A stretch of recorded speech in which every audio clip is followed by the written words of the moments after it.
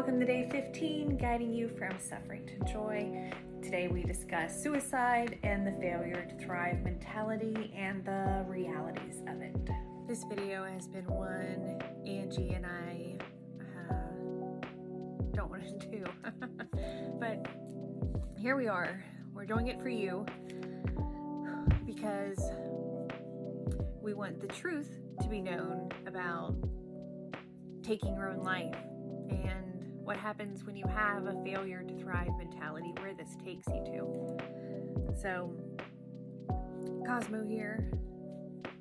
I'm going to share my story with you to keep you from following in my regrettable footsteps. I had a lot of anger in my life. I had a lot of control issues. I just hid everything inside, just piled it and piled it. I didn't speak of it. I drank it away, or I did drugs to make me forget about it. I didn't want to ever look at it again. Once was enough.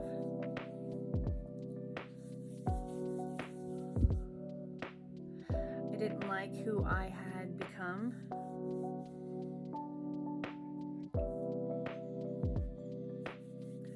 While I was in one of my lowest points before I passed, I was not only in a rough spot, it was like I had affected all of my relationships with everybody here, and like a lot of my family and friends were like mad at me.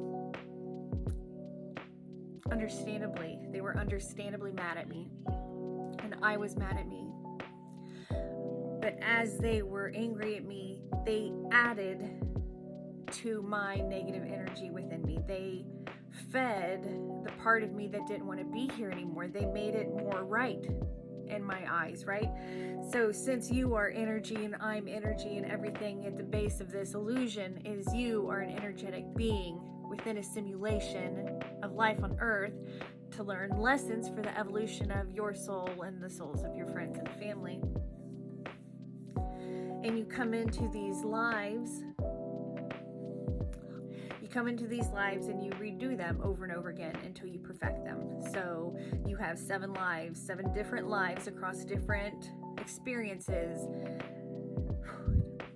that are going on at the same time. So in multiple lives, I was reenacting the same bad behavior and the same pattern of not facing what I was building. I wasn't facing the monster that myself and my reality was creating within me. And again, I didn't know I could choose my thoughts. I didn't know I could meditate. I didn't know I could do these things. That wasn't, no one told me this, which is why Angie and Michelle don't shut up about it, is because they want you to know what happens. So I'm low, getting lower. People are mad at me. It's like they're putting holes in your ship, right? If you send someone love, you're like filling the holes, and eventually you're adding sails so that they can move on. But if you're thinking of someone and you're thinking negatively about them, you're like putting fucking holes in their boat, man. You're sinking them. And if they are already sinking, what's the fucking point? So, and as you sink your friend's battleship, you sink yourself. So, okay, so I got to the point I was so angry. I couldn't fix any of the things I had created. I couldn't fix it. I reached out for a God, and the illusion came forward and was like, big men don't find Jesus, right? So I was like, all right, I guess I've got nothing. I guess I've got no one, because I didn't know. At the same time, I was having a spiritual awakening. I didn't know that's what was going on, but I started to see Loki. I started to see Marcus. I started to see Locatus. I started to see these beings. And apparently nobody else did, because nobody else was saying, hey, do you see Loki behind you? Right? It was just me. Angie didn't see it yet. It was just me. And I was in between these worlds, and in most of them I didn't want to be here. So I was asking the simulation to end it for me.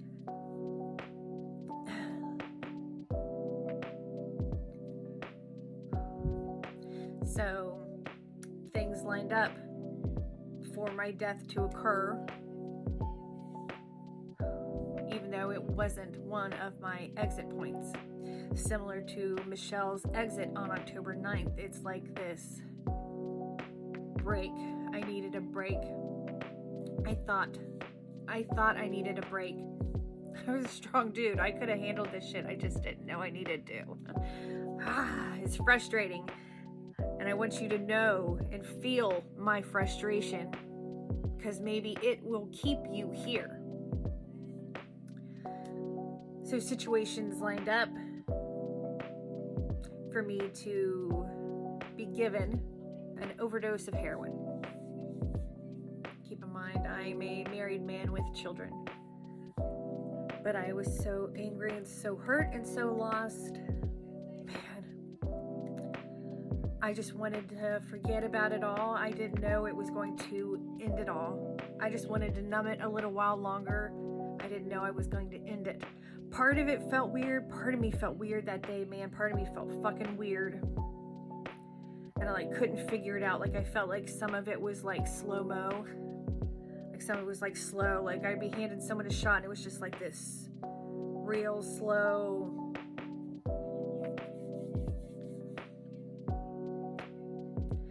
But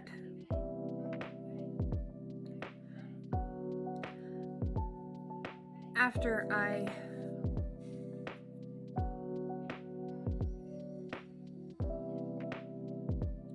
into this experience, I'm realizing I'm done. I'm realizing it's the end of it for me. I realized that I gave up. I realized it. And I didn't want it to leave me.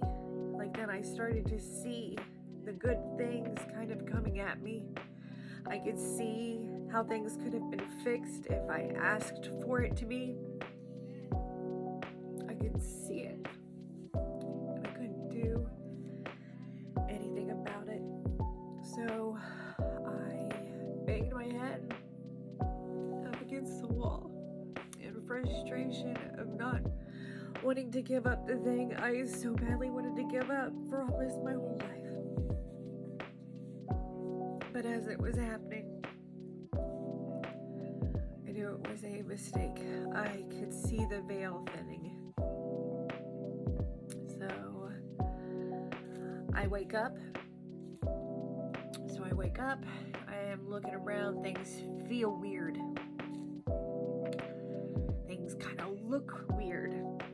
I was mad. I threw some shit. I made a mess, man. I made a mess. My mess was gone. There wasn't anybody there to clean my mess. But my mess wasn't there. And I thought, oh shit, what the fuck does this mean? And then, I'm sorry, Angie, I hate that you have to do this shit, man. I could see my body. Oh, fuck. And then I wake back up again. And I kept looping into this until I really understood that I was dead. I tried to re-enter my body. I tried to jump into it and dive into it and baseball slide into it. It wasn't budging. And Loki Pops showed up. And he was like, we've got to talk. And I was just like, fuck you about what? And then I see my friends and family find out about what happened. I see the disappointment. I see the anger. I see the frustration. I see the disappointment. I saw a lot of love that I didn't know I had in my life because my monster wouldn't let me see it. It told me no one liked me. It told me it was all fake, that it was all an illusion, and none of it was real, that no one ever loved me. I wasn't good enough for that. I fucked up too much for that. And Loki's here saying, no, you didn't fuck up too much for it. Like, he's Loki, right? He's still fucking going. He's scarred the fuck up and he's still fucking going. And I've said a lot. Seeing Loki made a lot of sense. When I found out he was my pops, like, I got it. I felt it. Like, oh, something has finally made sense here. All right. So I get to the point now that I can see and hear everybody as they're living. Like it is like A Wonderful Life, man, when he was just in the middle of all of them and they couldn't hear him or see him, but he's there talking to them in their faces and they didn't. It was me. That's what happens. You're there. You feel like you're there, right? Because you're a being of energy and you're still in the illusion. So although you lose this meat robot, you lose your attachment to emotions, you still have feeling and you still have awareness of feelings. You still feel real to some degree. You still feel real. It's a mind fuck. But you're met with people talking about you in front of you and they can't hear you give reasons for why. They can't hear you giving explanations. You were cut off. And it is really hard. And as you were cut off, your ego is walking around and it's given thoughts in their head and it was telling them things about me. It was negating me in my face. It was mocking me. It was glad I had allowed it to win, as it said. The girls did a video on their Blue Heavens 3 YouTube channel called 3 Friends. And it is about me and 2 of their other friends. And we discuss how we left this world. Some of us doing it, creating their own. Me, dumbass, via suicide, failure to thrive. That's me. Hello. And you have another friend that worked on her shit spiritually before she passed. And then you have another friend with her unique story. Because it's all different. We're all different. But if you don't deal with your shit, you were stuck looking at it without the vehicle to do anything about it. So the girls allow us to channel. So it's just like a radio tuning to a frequency, turning to a station, right? I'm a station. I'm Cosmo the station. And I come into this meat robot, this vehicle that I know how to use because you learn how to use it. And when I'm in here, it links me to my ego. It links me to my emotions. Even though I'm in her body, I can feel her too. It's like there's one too many of us in here and I know it's me. I know I'm the one too many.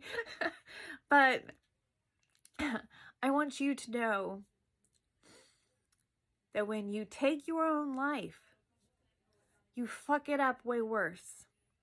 I put myself in a purgatory. I punished myself because I saw all the pain that I put into the lives of my loved ones. So we make soul contracts with one another. We come in with, I want to experience this with you, and you help me learn trust. You help me learn patience, right? We have these things, and we agree upon how we are going to exit. Well, we might quit via divorce, or I'm going to pass away before you, whatever you have deals with people. I fucked them all up. I fucked up all those deals, so it lowered all of their lives. So they were doing better. I did what I did, and I crumbled them down. Like I took floors out from under them. Right? Like a fucking tsunami. I fucked it up. And you know you fucked it up. You watch it. This is how we learn. We watch the devastation of our choices. Angie's had friends, other friends, that have left from heroin overdoses. And when she had a channeled writing, one of the first ones that came through was talking about leaving via heroin. So I know a lot of people that have had this kind of loss, they don't know what happens to their loved ones. Do they go to hell? Where are they? Are they eternally punished? So I want you to know whatever belief system they have held is what happens to them. So if they believe they're going to hell, they create a hell for themselves until their spirit guides can come in and make it stop. But the person has to face what they've really done for this hell to stop. The God does not create a hell for anybody because it knows we are learning because it is us. It's not punishing itself for learning. So when you die via heroin overdose, it is just like you fall asleep and you wake up on the other side. But you see the destruction of everything. You see how you let everybody down, and it's really hard. And you want to fix it. So a lot of the ways that we try to fix it is now we try to, when we're done punishing ourselves, like when I was done punishing myself in my purgatory after angels and archangels and Loki and all these ascended masters and people came to me and friends, my loved ones would show up to me. Actually, Angie would come. She always talks about this receptionist that would only let her stay for 15 minutes because the lady said that her spirit would disappear. And it was just bullshit. It was just something that I had her say because I knew it would scare her. And it's funny. I'm a jackass. I'm a jackass. It's part of, see what I mean? And I left an ego jackass like this that attacks my family and friends. It's fucking great. It makes me feel like a real fucking great guy. All right. So we try to work on our shit, and then we want to be your guide. We try to help people so that we can try to fix our vibration, so that we can try to fix some of the pain and damage that we have created in the lives of our loved ones and family and friends. So taking your own life isn't a choice. It shouldn't be a choice. I should have asked for help. I asked for a way out. I didn't know that I could have fixed any of it. And like I said, as I was dying, I saw what I could have done. Like, it was being shown to me. All I had to do was ask certain questions. That's all I had to do. Like, can you help me fix this? Can you help me with that? Can you help me? As simple as, can you help me? Somebody, if there's something up there, can you help me? It would have. And that's a hard pill to swallow. Because I could have really loved my life, and I should have. I loved a lot of it, but I allowed the wrong voices to lead me, and I let my ego lead me, and it was a dick. It was a big old dick, and it wasn't the fun kind. It was just the mean ass kind. And so you have to work on that shit, because the ego doesn't go with you to the other side, and it is attached to every life you have.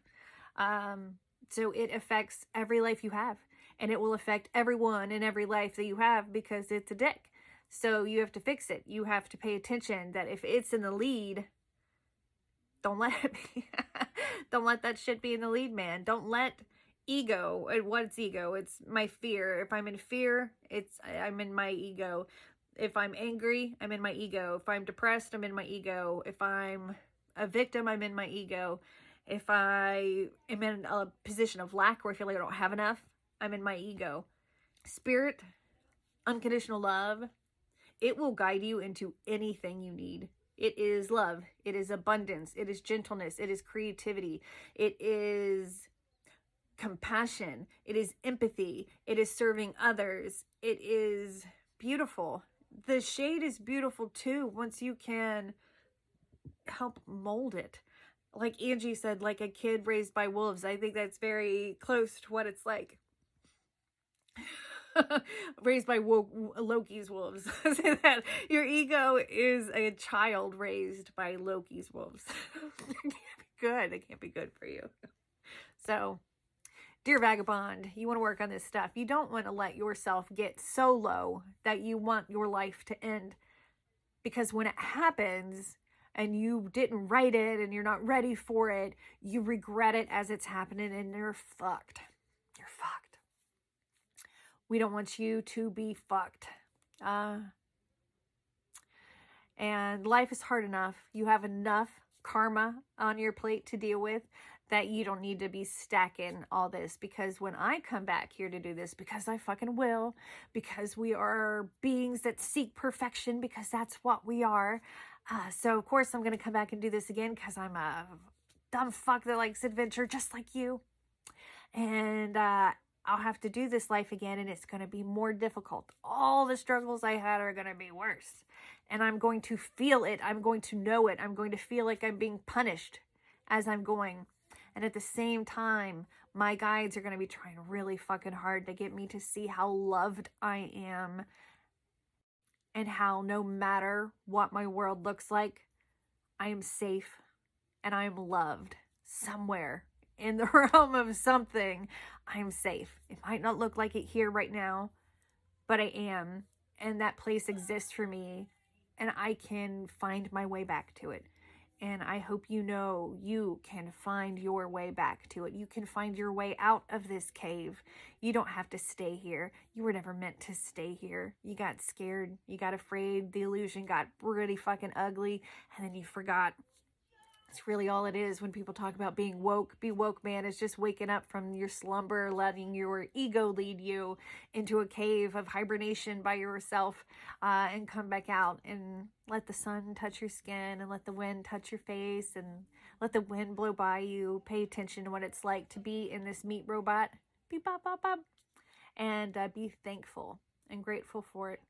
And then start to seek a higher power, because that higher power is just you, man. It's just you that knows more.